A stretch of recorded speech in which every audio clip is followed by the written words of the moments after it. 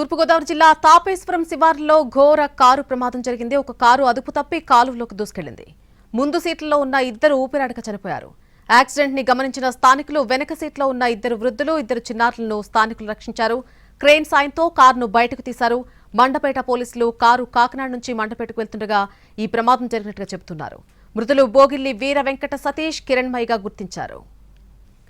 తూర్పుగోదావరి జిల్లా తాపేశ్వరం శివారులో ఘోర కారు ప్రమాదం జరిగింది. ఒక కారు అదుపు తప్పి కాలువలోకి దూసుకెళ్లింది. ముందు సీట్లో ఉన్న ఇద్దరు ఊపిరాడక చనిపోయారు. యాక్సిడెంట్ ని గమనించిన స్థానికులు వెనక సీట్లో ఉన్నటువంటి ఇద్దరు వృద్ధులు, ఇద్దరు చిన్నారులను రక్షించారు.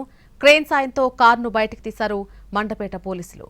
కారు కాకినాడ నుంచి మండపేటకు వెళ్తుండగా ఈ ప్రమాదం జరిగింది. మృతులు బోగిల్లి వీర వెంకట సతీష్, కిరణ్మయిగా గుర్తించారు పోలీసులు.